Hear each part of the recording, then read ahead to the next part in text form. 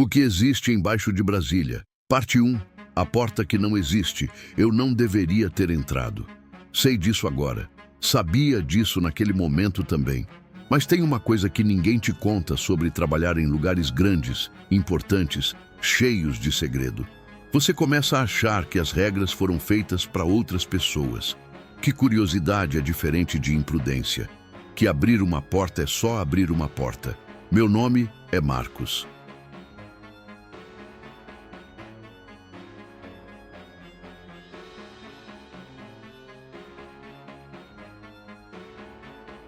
Tenho 43 anos, sou eletricista há quase 20 e naquele sábado de agosto eu estava no Congresso Nacional fazendo o que faço toda semana, resolvendo o problema que alguém mais importante demais não quis resolver. A chamada tinha chegado na sexta à noite. Falha intermitente no sistema de distribuição elétrica, setor técnico, subsolo leste. Nada que parecesse urgente pelo nome. Mas quando é no Congresso, tudo é urgente.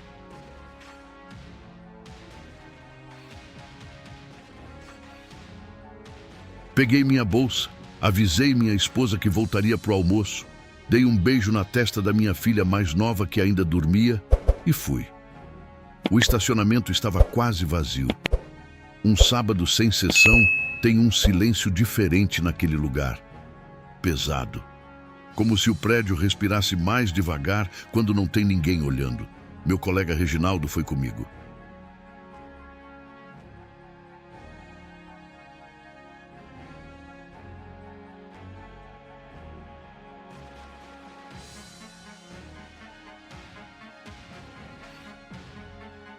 A gente trabalhou em silêncio pelos primeiros 40 minutos, seguindo o quadro de distribuição, testando os disjuntores, descendo pelos corredores técnicos que a maioria das pessoas nunca vai ver na vida. Concreto, tubulação, cheiro de mofo velho misturado com graxa e ar-condicionado industrial. O tipo de lugar que te lembra que todo prédio bonito tem uma entranhas feia. Foi Reginaldo quem viu primeiro. Marcos, que porta é essa? Eu olhei.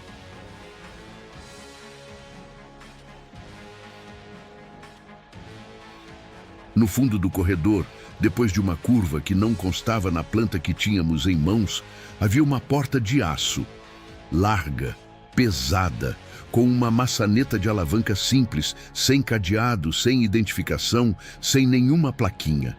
Nada. Consultei a planta de novo. Aquele corredor terminava em parede. Me aproximei devagar, como se a velocidade fizesse alguma diferença. O metal estava frio. Frio demais para o clima de Brasília em agosto.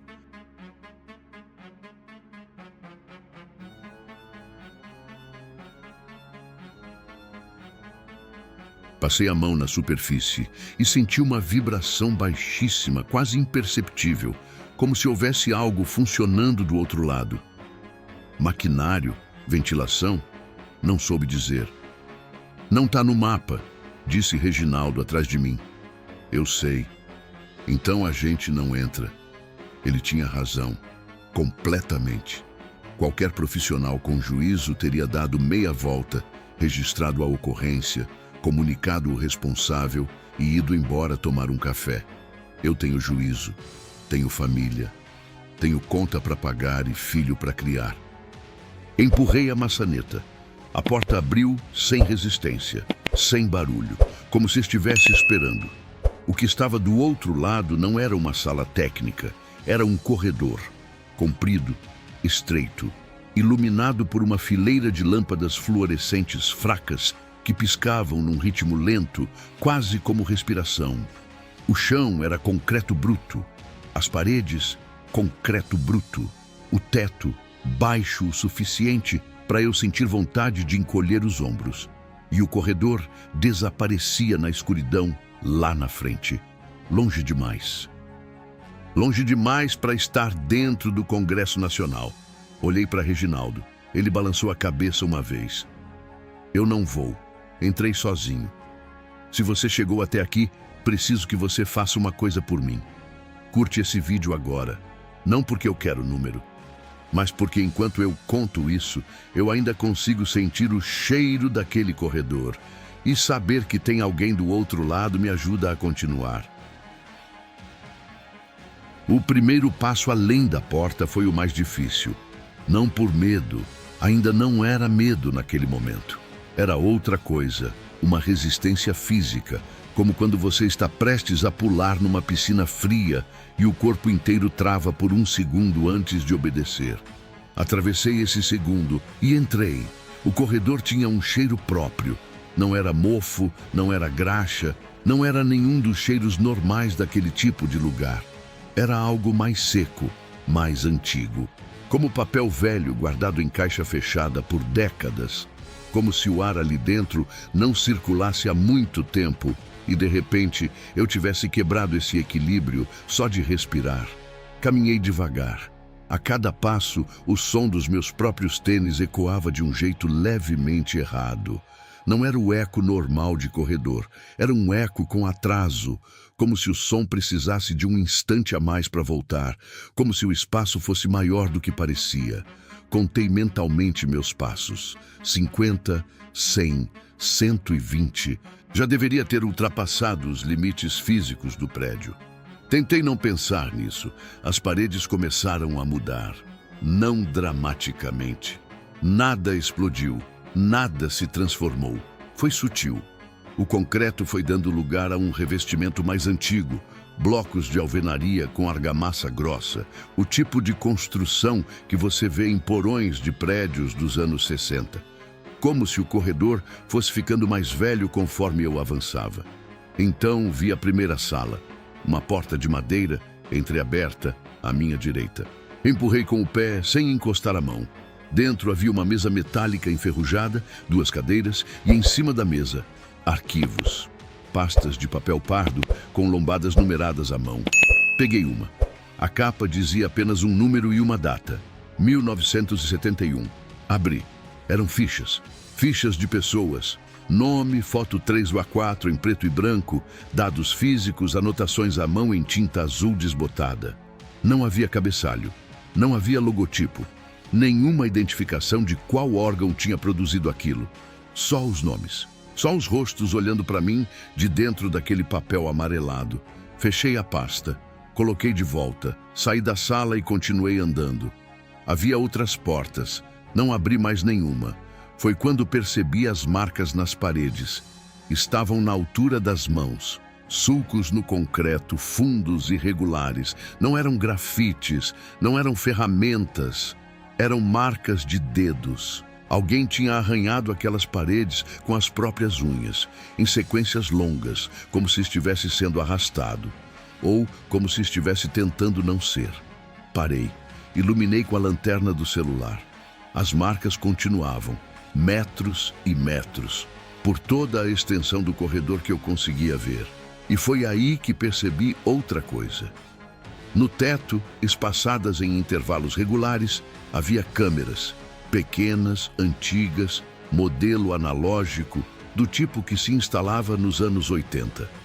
Cobertas de poeira, mas com uma diferença impossível de ignorar. A luz vermelha de cada uma delas estava acesa. Alguém estava me assistindo. Fiquei imóvel por um tempo que não soube medir. Olhei direto para a câmera mais próxima. A luz piscou uma vez, só uma vez, e não piscou mais. Tirei o celular do bolso para ligar para Reginaldo. Sem sinal, óbvio. Mas o que me gelou não foi a ausência de sinal. Foi perceber que o celular marcava 14h37. Eu tinha entrado às 11h12. Se você está assistindo isso agora, compartilha esse vídeo com alguém. Não por mim, mas porque esse tipo de coisa não pode ficar só na minha cabeça.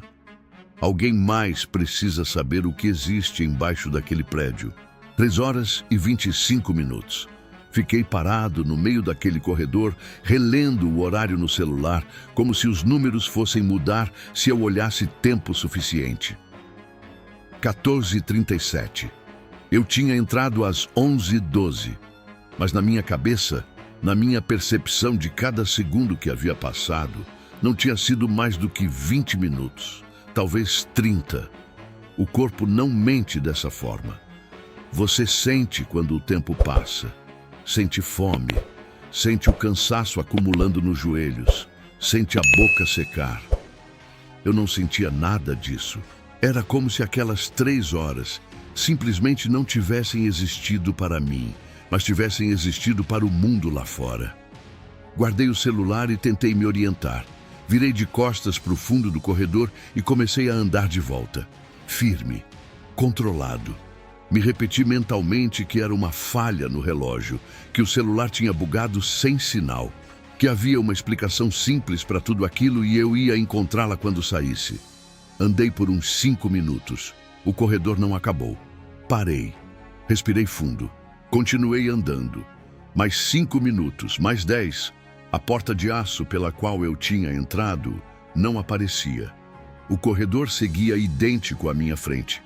As mesmas paredes, as mesmas lâmpadas piscando no mesmo ritmo lento, o mesmo eco levemente atrasado dos meus passos.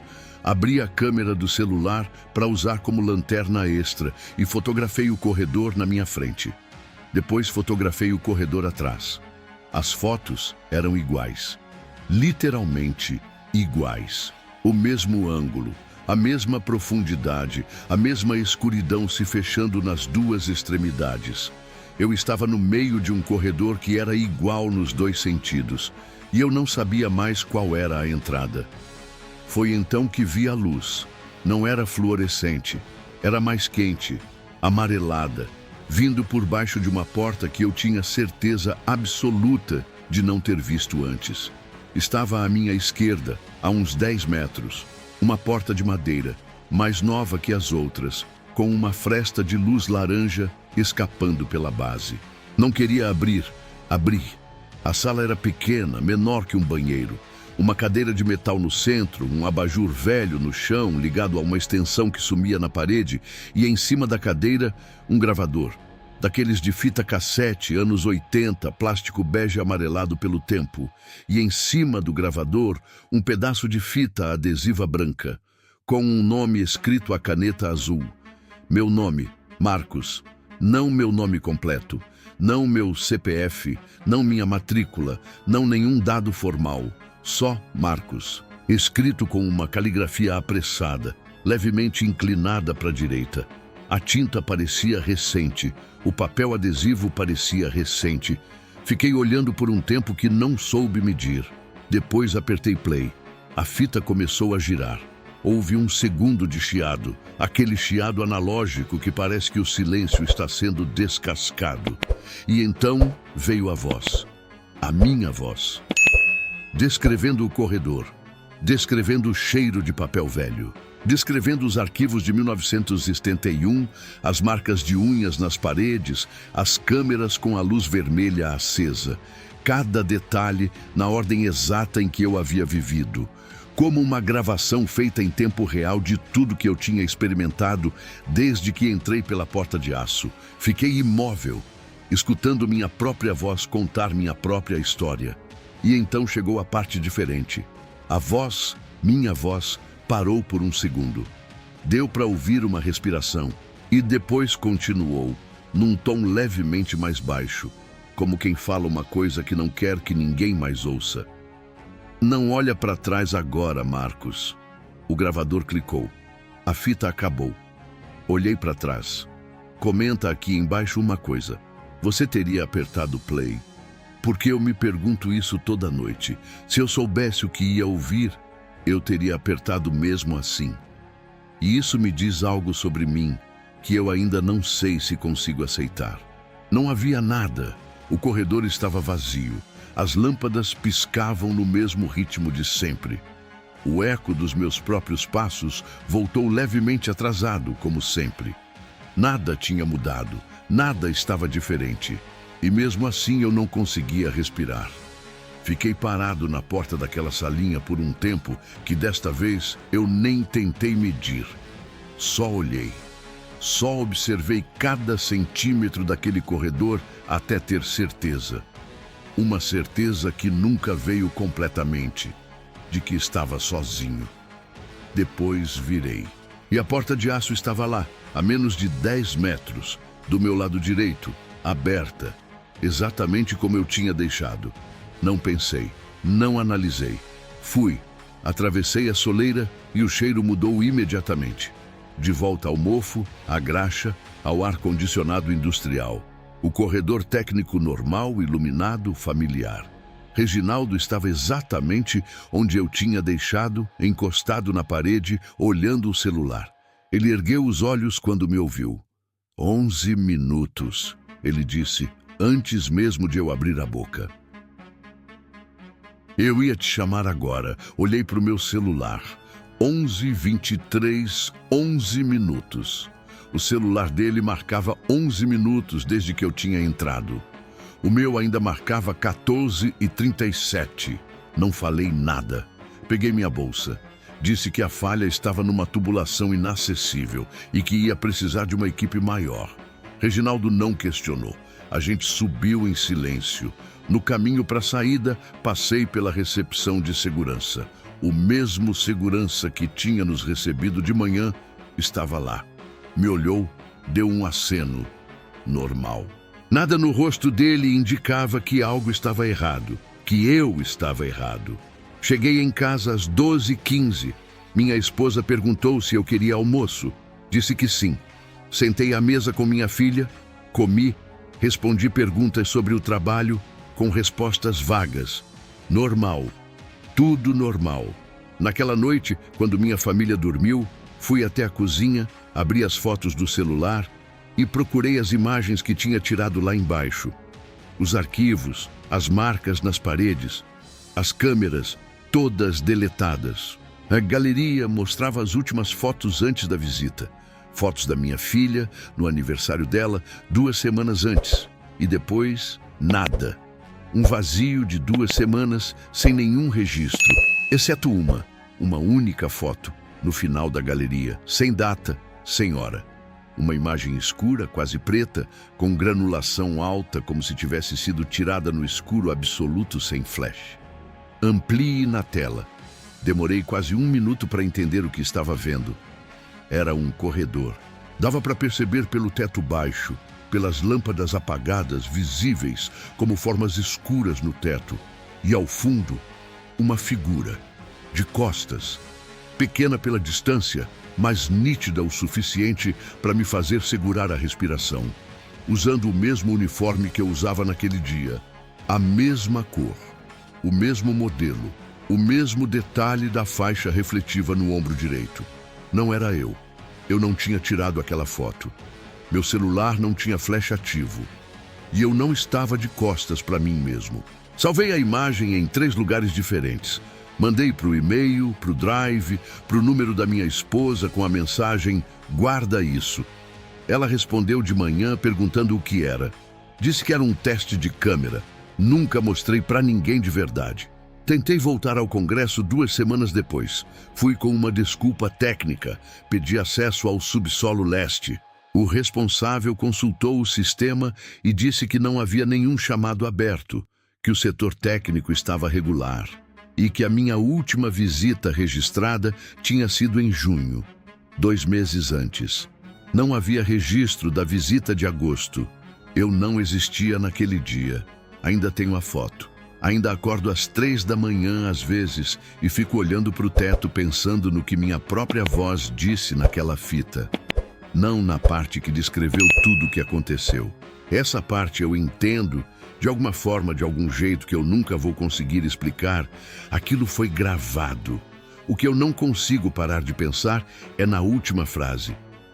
Não olha para trás agora, Marcos, porque quando eu olhei, o corredor estava vazio, mas a foto prova que não estava.